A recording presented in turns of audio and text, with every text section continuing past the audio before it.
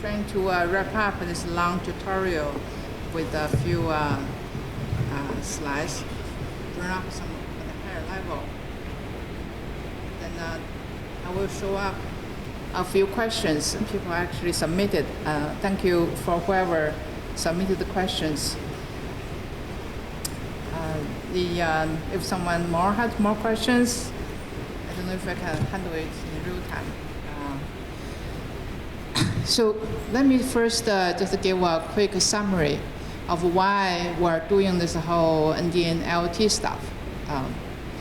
I think that this is really one step forward to bring NDN to some real experimentation. People say that NDN is like a new architecture. I mean, how do we contribute to the new architecture? That's always a question. So we think that by making this a very simple package, people can simply download and play with it as a way to forward. As I can see that this NDN IoT can really help us in 3 steps.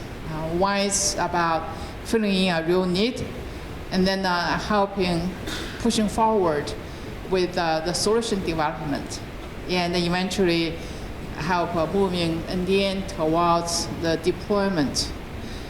This sounds like bigger claims, so let me just explain one by one. The first thing is about why we think this NDN IoT actually fill in a real need. We already have the smart home deployment, at least in US. I don't know what's going on in China. I'm pretty sure that there must be a lot. So in US, you can all tell that big guys, each trying to sell you smart homes. There's a Google, there's Amazon, and in the middle, if you cannot tell, that's Apple, HomeKit.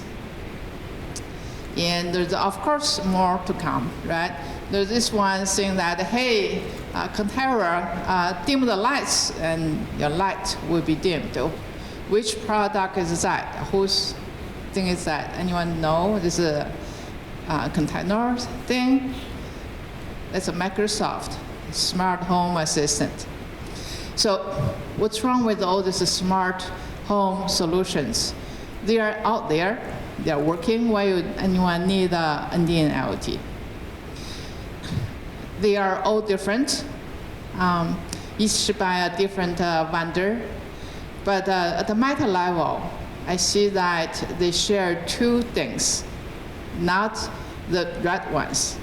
The first thing is that they are all, we call it stovepipe solutions.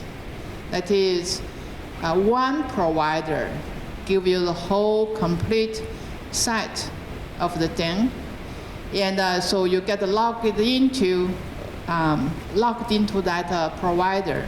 There's really no interoperability. The Apple HomeKit, of course, not going to work with the Amazon product, and vice versa. So you have to pick, and you pick one, and you stay with it. That's one commonality among all the different solutions. There's a second commonality. If I give you a quiz, what that second commonality is, given they all look different,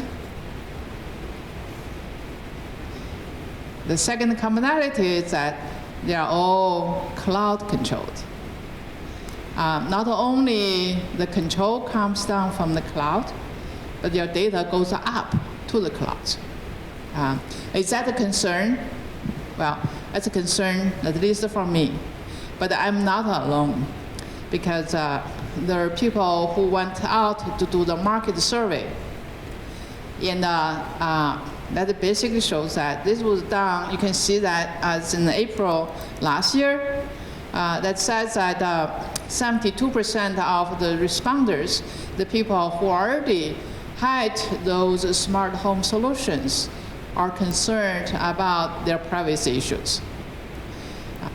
You can think that, oh, the provider, Google says we do no evil, right? So they will supposedly keep your private data private.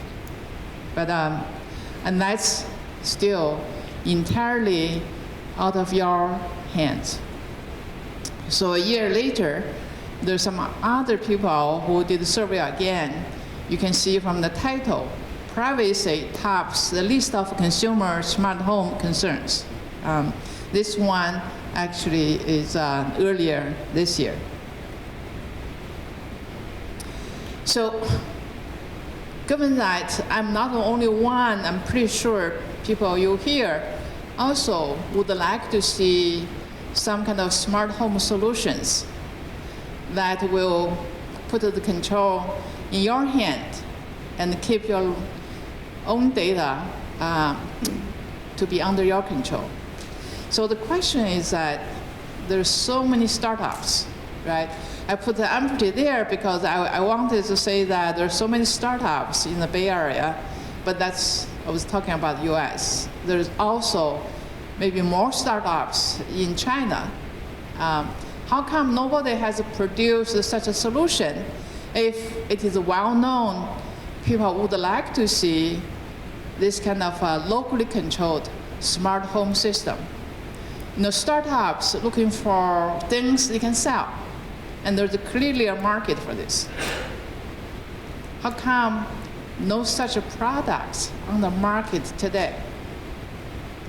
So if I do a quiz, I don't know if anyone would try to volunteer for an answer to this question.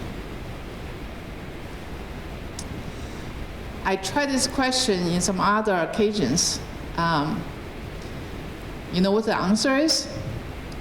The answer is the big commercial interest not to have such a product. Those big guys, they want to get your business, and more importantly, actually, they want to get your data, because the data actually is money. So they'd rather to stay with the status quo and not to change it. But like I said, startups are not those big guys. Why wouldn't they develop the new solution to open a new market? Because the solution has not been developed yet up to this point. How hard can it be to say build a smart home system, put all the control in your Android phone, just like we try to demonstrate for you today? This is not an easy solution. Why is not? Look at the IP. We've been with IP for so many years.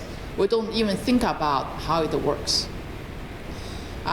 People also know that IP was designed for reliable or resilient communications. But very often, people do not spell out, or even not aware of, IP was designed for communication over infrastructure network. Let me just say one more time. IP was designed for point-to-point communication over an infrastructure network. What is the infrastructure network? That is, there are the services out there. That's why the routers, and now we later added the DHCP servers to assign your addresses. There are the DNS servers to change your application names into the addresses. That's how things can start working. Without those infrastructure services, IP cannot work. So when you want to have a small, independent network inside of your house, not controlled by anybody else, then you have to provide those services. And if you just go out to the cloud, then the cloud controls everything for you. So the bigger question, actually, is that the security. Everyone knows that the home security is so important. And you ask the question that doesn't today's internet already provides secure communications, right? We have secure communications. You do online banking. I bought my ticket coming here online. Why can't you apply all of those solutions already working into your home. Why can't you?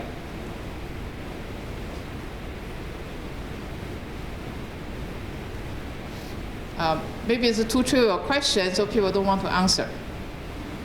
But still, let me spell that out. TCP/IP wasn't designed to provide your secure communications. So lately, when the e-commerce came online, then people have to come up quick overnight with something secure. So what they have done is those commercial so-called CA providers, these certificate and authority providers, that's where all your secure HTTP connection get certified to assure you that you are connecting to United when you try to buy the ticket, or you are connected to your bank when you do online banking. But again, I don't know whether it's all common knowledge, so people don't talk about it. How would your computer, my computer, knows what is a certificate from my bank? So that you can trust, okay, you are connecting to your bank.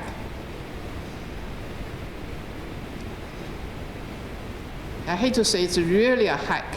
You know that, right? So all the certificates for your secure internet connectivity actually got slipped into your laptop, into your computer through the back door. They came into your computers in the so-called browser release. Your browsers, whatever, it's a Chrome, it's the Safari, it's the Firefox, they got installed with this pre-collected set of the certificate for the CAs. So have you thought about that your browser vendors actually is your security manager? They decide which certificate you should trust. Should they be in that business? Do they want to be in that business? And how come we end up with that situation? That's all the big questions to consider. Now you understand. So if you close the door to say that this is my home, I want to run secure communications. Now, where is that security authority that provides the certificate for all your devices? Where is the trust anchor you establish trust with? So there's really no kind of systematic solutions to secure communication. And that is why NDN start from the scratch to say that we actually establish local trust anchors.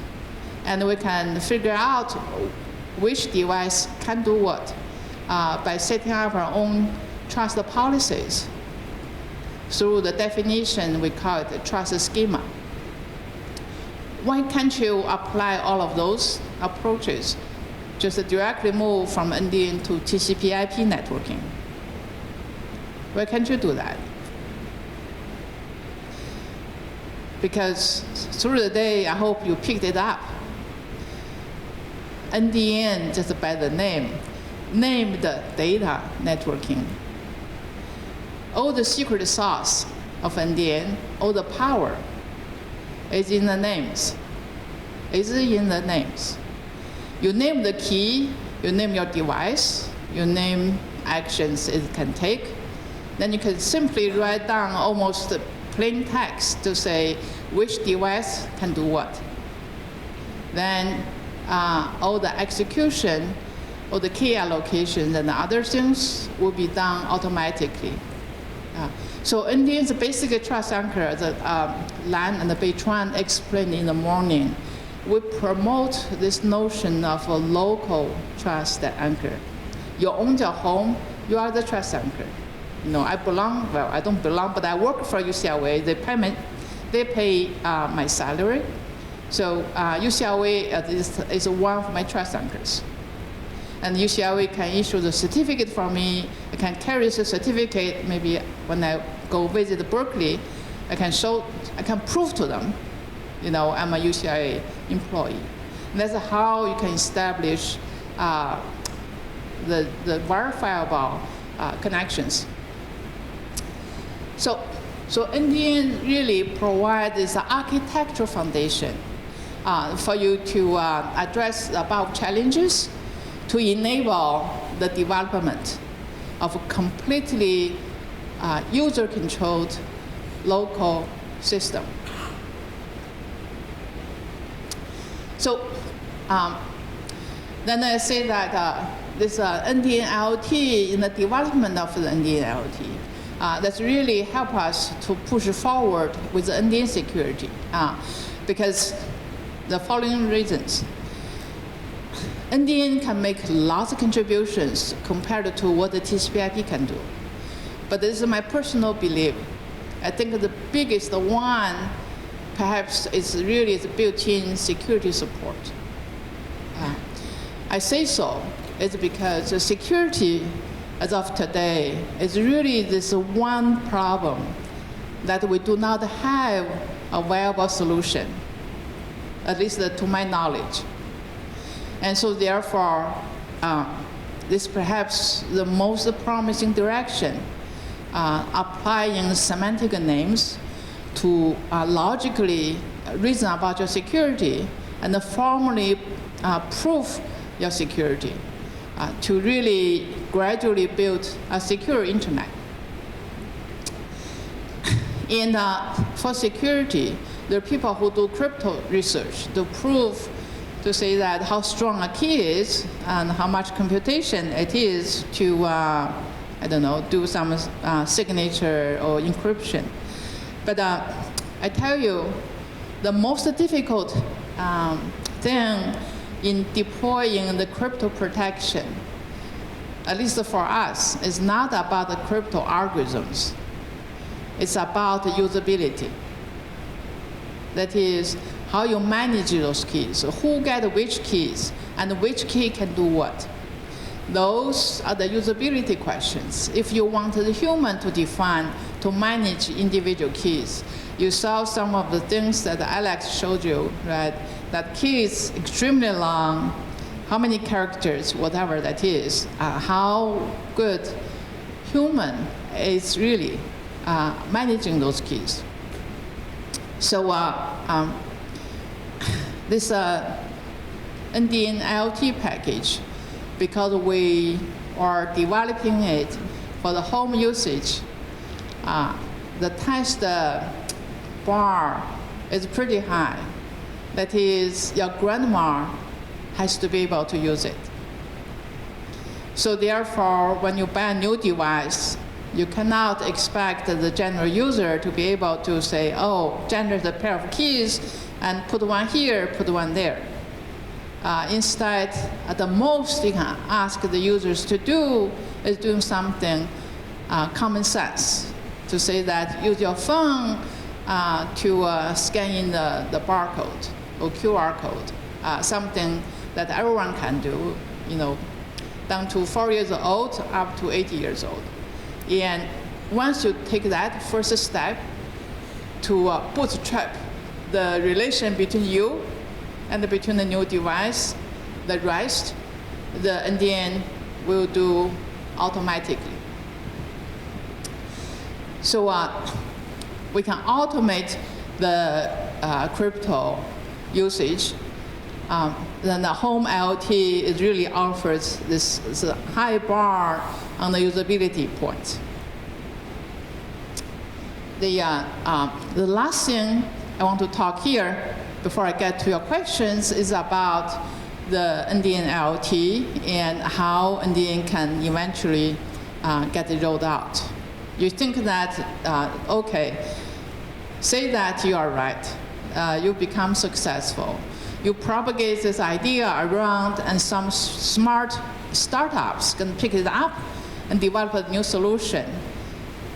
I don't know, maybe 30% of the homes can install your smart home product instead of using this stovepipe smart homes going all the way to the cloud.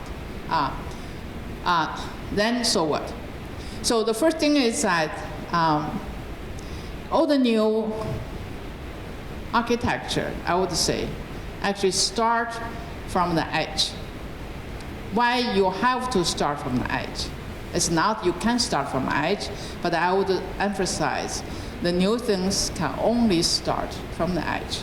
And the main reason is because you don't have dependency on the deployed base. You do not have that dependency on the deployed base because that is out of your control, out of any single party's control to make a change. The second thing is that if you play something small scope, it's cheap. You can do it, and anyone can do it, so that everyone can afford to play with. And I often say this, although I hesitate, that is, people as old as me actually saw how IP got rolled out. IP was exactly starting from the edge. When IP first got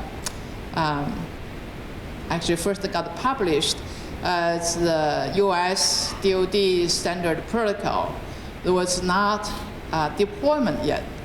I remember clearly, it's 2 years after I started at MIT as a graduate student, there was a Flag Day. We don't talk about Flag Day today on the internet because that's not doable, but in those days, the network was still small enough, and the DARPA daddy said that I think it's 1983, January 1st, that's a Flag Day, everyone's flip, turn on TCP/IP deployment, and that's it. But that's just some small number of devices. I mean, the computers at the limited number of US DARPA-funded research institutions. And then they moved on to the running the TCP/IP. But like I said, there's just a small number of sites running a small number of machines. Where is the infrastructure? How did they get connected? They got connected by the telephone lines. Where are the telephone lines today? IP didn't tell the telephone company to say that, oh, you have to support IP now. Nobody ever said that. It was the telephone companies, they decide themselves. They eventually support IP. But I'll talk about that more later. So this kind of a grassroots growth, IGN is that it's under your control. You deploy something, it's for your own benefit. It's not like, oh, I do this, I sacrifice my usage or maybe my expenses for the global good. That's kind of a good deed, but I don't know how many people would be doing that. But if you deploy this NDN LT or similar systems, it's for your benefit. To meet your need, to keep your privacy at home, then you can gradually benefit from the new architecture. The question you may ask is that, don't you think that the internet core need to get upgraded to this new next generation architecture? And if that should happen, how would you deploying NDN little here, little there, eventually get the core to do the upgrade? So what is your question? What's your answer to that question? Because very often you see that in the research effort, when people talk about new internet architecture, the first thing they would think about would be, oh, we do a test bed. We do a test bed to test the new architecture. Again, I hate to say this. In my lifetime, I've seen too many test beds efforts. And did they help moving out promote new architecture? I wouldn't give my answer here. But here, to say that how you can get the backbone to deploy NDN, my answer would be, I personally do not care. Why I don't care? Because I saw how IP backbone happened. It was not anyone who said, hey, the core, please switch to IP. Just like we have said so many times, oh, the core need to move to IPv6 instead of running IPv4. How did the IP rolled out? There's no government mandate. There's no big test bed. IP itself is a test bed for itself. So IP's way of getting global deployment is extremely simple. One sentence. Support applications that the end users want. What happens if you have applications running on this architecture that everyone wants? Everyone wants that application. Because the application will introduce the traffic. Now it's up to the core backbone providers to decide whether they're going to run this tunneling forever, or otherwise they're going to switch to native support for the new protocol, because that's more economically viable. That's how IP happened. IP started with DevOps, with these lines, all from the telephone companies. But eventually someone realized that's not the most economical way to support IP. So the ISPs, they used to be the telecom providers. Reluctantly, but eventually moved on to IP service providers. So I think that the core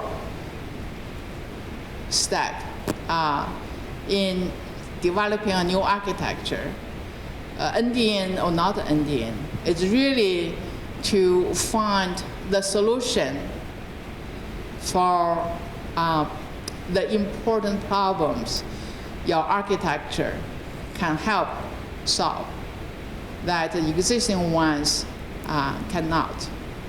Once you can make the applications happy, then there's nothing else you need to worry.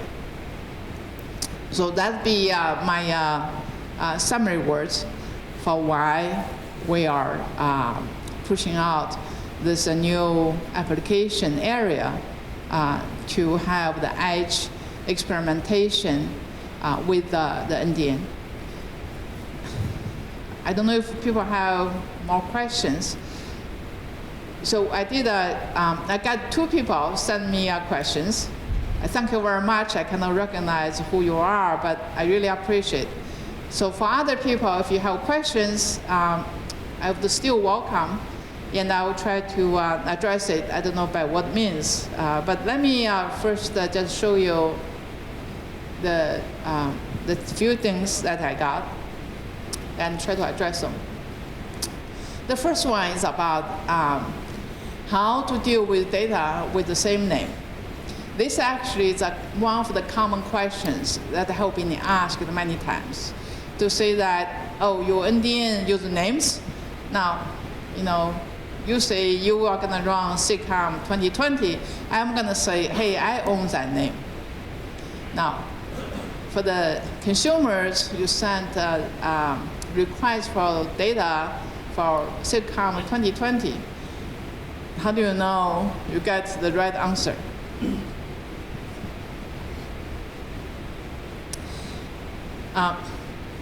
So I think I would pick the keywords there. So consumers will be provided with potentially wrong data. But the real question is whether consumer accept the wrong data. We should keep in mind the basic concept of NDN is named and secured data. Every piece of data gonna carry a crypto signature. So therefore, it's not so much you want to claim a name. You need to have the certificate to prove you actually own the name. Now, who gave you that certificate? Well, whoever controls the name sigcomm 2020, they will sign the certificate to say that you are the owner for this prefix, and then you can produce data with your keys. And for the specific example, of course, ACM, essentially ACM sigcomm, they will get the decision to say who's going to be running sigcomm 2020, and they will control the certificate assignment accordingly. So I hope that answered that question. So in NDN, you can try to inject the bad data into the system. I want to say that it's already very difficult. Why is it difficult? How can you inject the wrong data into the system? It requires someone send the interest for that data, and you answer that query, right? You answer that interest. Now the question is, how can you receive that interest? We try to explain that just like IP, the owner of the IP address, you inject your prefix into the network. So in NDN, it's the owner of the prefix, inject your name prefix into the network. With one important difference. For IP network to inject a prefix, anyone does it, anyone can do it. The BGP security that has been under the development and the deployment, as far as I can remember, more than 20 years now. Is it deployed? Not quite. Maybe there's some corner of the world they run the BGP security, but by and large, it's not been deployed.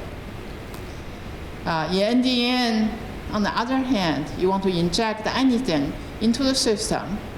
The first thing the system will do is to verify to authenticate the packet. Your routing updates is just another data package. So therefore, if you are not the owner for the prefix, you cannot inject the wrong prefix into the system. So that making even injecting the bad data is difficult. Making the consumer to accept it is impossible. I hope that answers the question whoever is asking. So the second question says, how to check the updates and the most relevant data?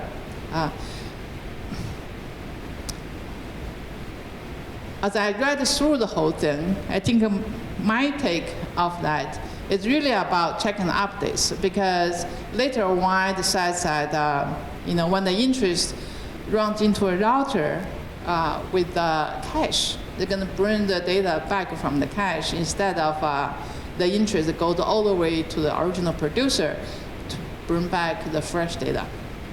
So there's always this concern that wouldn't your cache supply the obsolete data? It's a common question. So I don't quite understand what the most relevant part is, but let me answer the first question. How you can get fresh data in the presence of pervasive in-network storage? So we actually, because it's a common question, so that we actually wrote a paper about this and published it. This is based actually on the idea Alex talked for a number of years. Eventually, we wrote it up. We say that NDN has two types of data, interest request and the data itself, or the response. We didn't show you all the details, but the people interested, you can go to look at the specification. So under the interest, there's some optional parameters. One of them is called must be fresh. That's a requirement. There's a 1-bit flag. And in the data part, there is a freshness period. That basically says the producer, whoever produced the data, will say this piece of data will be fresh for n second based on the application. If you are running a real-time video, maybe that's I think in a period of a millisecond, so you can set it to be very small. So therefore, when you try to fetch the fresh data from the network, you set the must be fresh flag in the interest. And the producer, knowing that it produces real-time data, will set a small freshness period. So when the router receives the request, look up the cache, there can be matching data with the name. But if the freshness period already expired, the router is obligated to further forward the interest rather than fetching the data from the cache, because the cache, the copy, doesn't really match the criteria of retrieve the data that must be fresh. So that's the basic idea how we can have pervasive caching in the network and yet still be able to allow the end users to fetch the fresh data. Now the next question. So it says that how does the network, in case of all the different applications, how you work with that, and how it does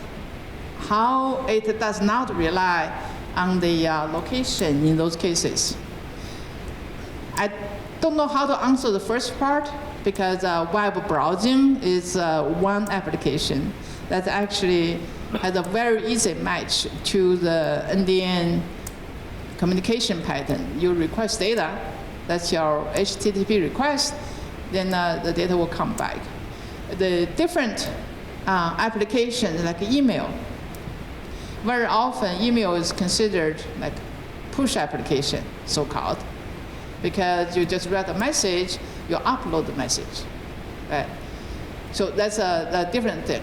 This is exact question of how NDN support email was actually among the first set of FAQ questions.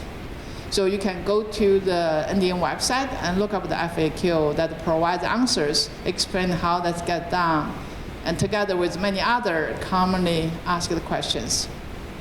Here, given the time limit, I'm just let me try to answer this second one. That is how you can serve all these different applications without so-called location information. Actually, I made this up for some different audience, but I just borrowed this readily made animation here. How does the IP router forward IP packets?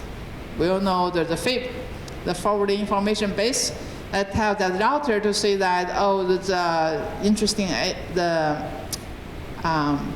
interface A, B, C, and says that for the destination, if it's the first one, they go to the interface C, otherwise, if the 1200/16, then you go to interface A. That's how IP forward packets, right? Now the question is, how you get that FIP filled in? You run the routing protocol. Routing protocol is nothing but just the routers exchange messages, tells you, oh, I can reach this prefix, I can reach that prefix. Then eventually you collect enough information, you put into a forwarding table, then you do the forwarding. So forwarding table is just the essence of networking. That's all the magic of IP. That is, you know how to forward to any destinations in the globe. And the routing fill in the FIP. How NDN, now going back to say how NDN can forward the interest without locations. What is the location? Location, the so-called location, is really direction. The direction of forwarding a packet. All you have to do is to change that IP prefix to name prefix, then you're done. That's how NDN can forward interest in a global scale, just like how IP does it. But I think Bertrand Lan explained this morning, NDN can do way better than what IP can do. For one, NDN can support multiple next hop. IP can only do one. And IP can only have one next hop because it's worrying about routing loops. And yet, we all have been in the routing business for many, many, many years. We know that loops still happen. For NDN, we can have multiple next hops, and we don't loop. Where's the magic? The magic is a stateful forwarding. When we forward the interest, we actually keep a copy. So if it comes back, we know it. So I hope that I addressed this question of how you can forward the interest without so-called locations. In networking, it's all about knowing the direction of forwarding, and the direction in a large scale is established one way is by routing protocol.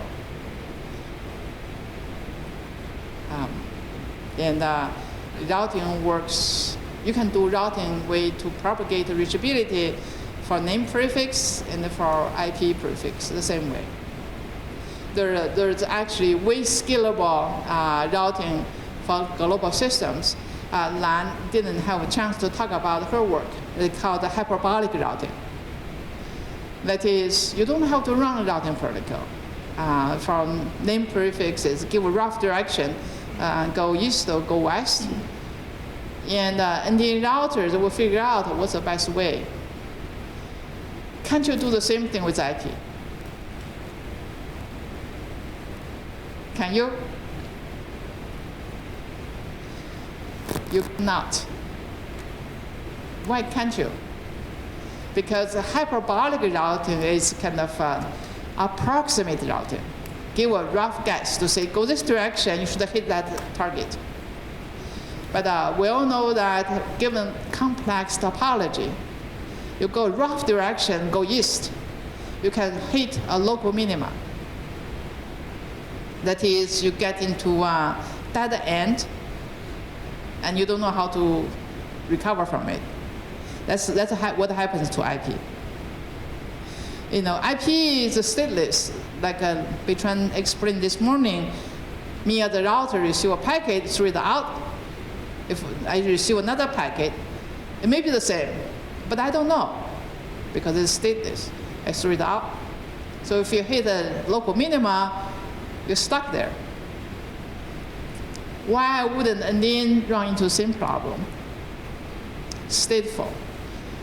There are two things. One is we keep state. Two is that it's interest and data exchange.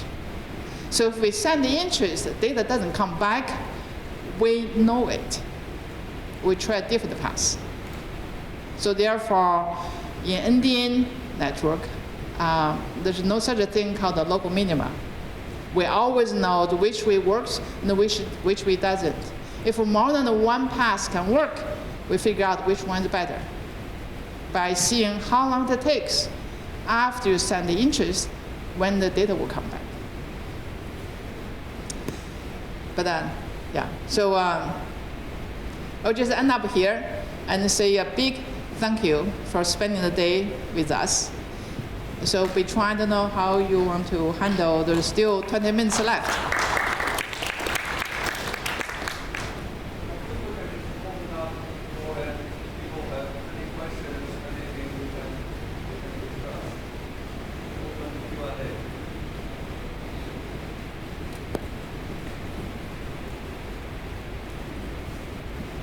Thank you for the nice presentation and discussing about the future of the NDN.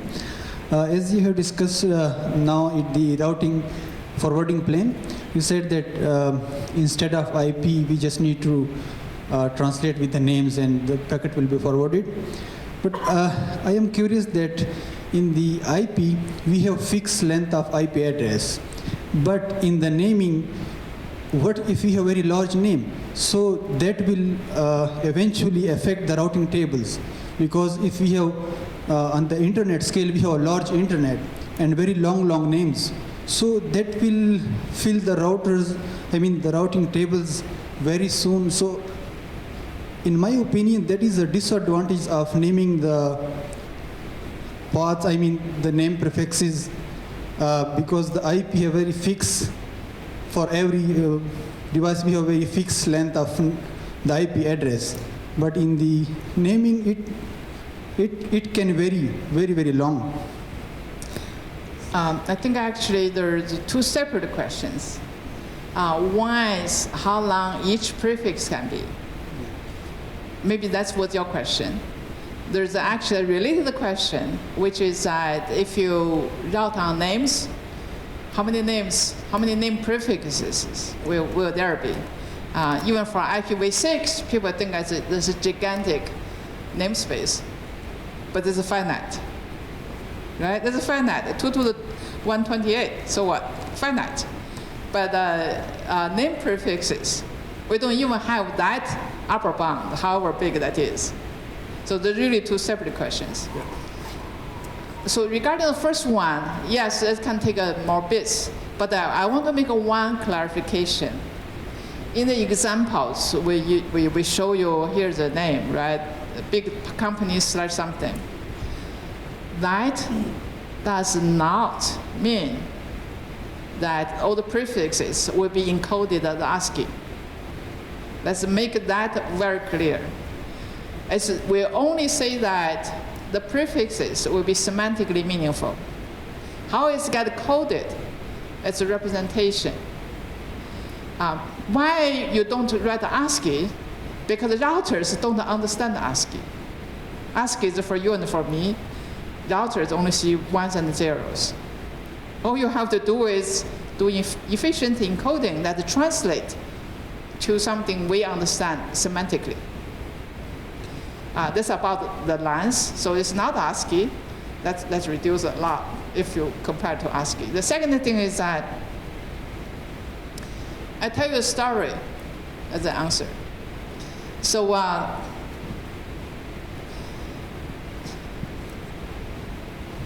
there is a question of, wouldn't, when you develop a solution, you should make it the most efficient? And I tell you, back how many years? Almost 40 years. I heard exactly the same question when IP first time showed up. IP was viewed as very inefficient by those people who ran the telephony. They say that, look, we run the telephone services, right? When you make a call, you dial up, we set up a circuit. After the circuit got set up, every single bit got transmitted, it's your voice. There's not a single bit in those days, analog waves ever got wasted. Look at your IP. You get the 20 bytes of IP header, and by the way, another 20 bytes of TCP header.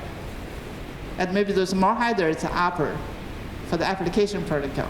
Look at how inefficient your stuff is.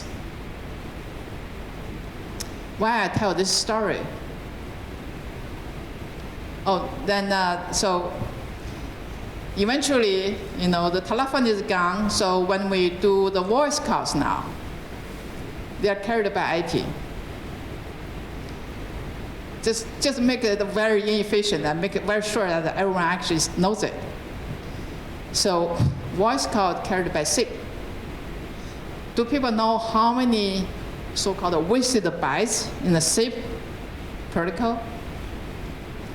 For voice, it's not like other things. You can just pack a big packet to kind of amortize your overhead. You cannot, because the voice has a real-time constraints. There is a packetization delay. I think it's limited to no more than 20 milliseconds. So it's about 150 bytes or so of data, independent from how long your header is. So I tell you that VoIP is extremely inefficient as compared to the old ways of circuit switched voice. The interesting question we should ask is, where is that efficient telephony? And how come this so inefficient VoIP took over the world? We should think that question. As the technology moves forward, the question is not so much you save every single bit, but rather how you can make the advanced technology make the best use out of that to achieve the goals the users want. The routers are not short of memories. I don't know if people heard about this story about the router buffer bloat. Some people must have heard that story. At basic side, the router that has too much memory, so it creates a huge buffer and cause the ends, the TCP connections to fail. That's the bad use of your memory. But I think NDNs, take a little longer prefix to make intelligent forwarding, meaningful forwarding, has a good use of the memory. Thank you so much.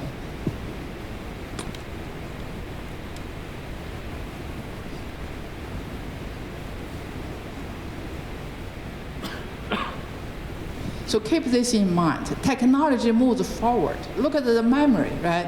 When I started the ARPANET, how many packets the ARPANET can store? Like 32 packets. 32 packets, that's it. Today, there's no limit, really. We have to limit the buffer size, not because of memory, not enough, but we shouldn't put too many packets in the buffer. Excuse me, my question is, for example, in case of, I want to make like Skype call, for example, and suppose that this routing table was filled before, and I changed my location. So how could NDN solve this problem? For example, the change of the refill of the routing table each time. Because, for example, when I'm connected to this network in normal TCP IP, so I have like my IP address, and if I move to another network, my IP address will be changed but the routing in the infrastructure doesn't change. So how does the routing protocol change by time for NDN? There have been lots of papers published about how NDN handles mobility. So one I would suggest is that I was looking at this guy. So there's a survey paper, I think it was a 2016 Infocom workshop, and this the NDN mobility survey that gave a summary of all the solutions ever been published. I would suggest you to look in that space. So essentially, I would say, idea is simple, right? The mobility,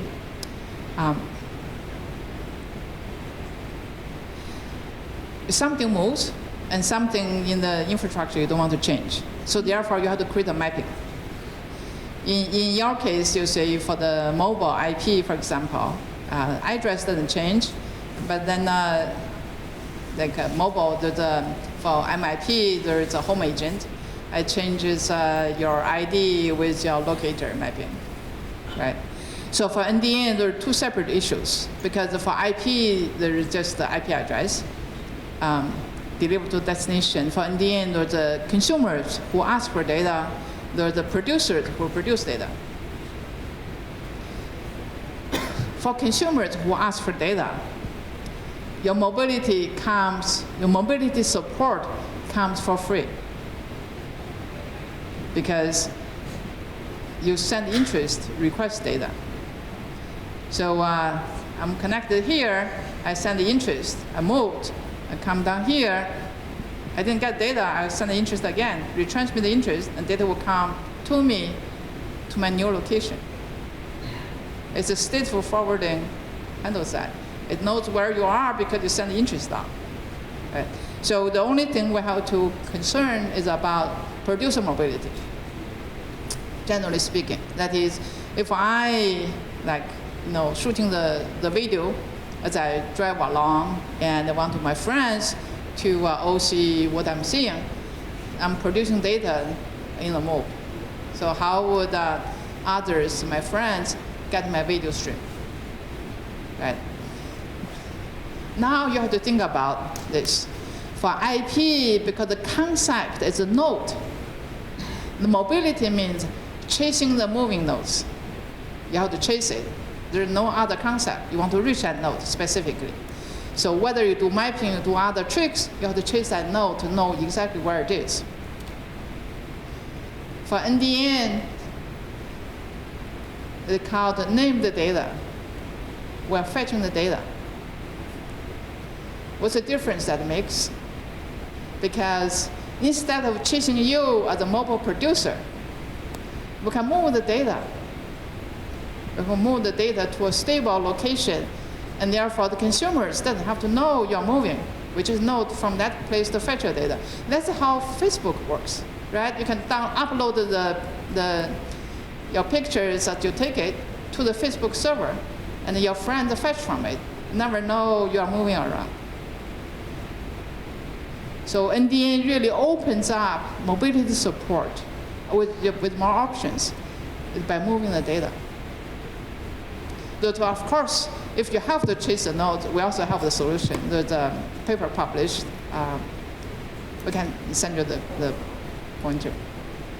Also, for example, if there are like multi producers of a specific content, and if the user wants to fetch like one of these contents, how, for example, if I want to search, for example, like a recipe for something like Chinese dumpling, for example, and there are a lot of people who are producing this content, is there like possibility to choose from this content, or the network will provide me like a random one? I think you are looking for recommendations for dumpling. Yes. Unfortunately, just like NDN doesn't cure the cancer, NDN doesn't provide your food recommendations.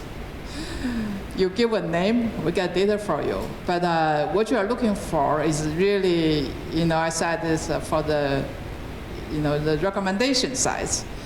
They tell you which one you want to find the further information, then NDN will get the information for you. NDN is not a search engine. They cannot search by keywords, except in the limited local environment, like Lan mentioned. Right? In the local environment in your home, you don't have to know exactly, precisely the location. You can just broadcast. So you mean, for example, we need a search engine for NDN? Search engine will still be there, I believe, when NDN get globally deployed. Thank you.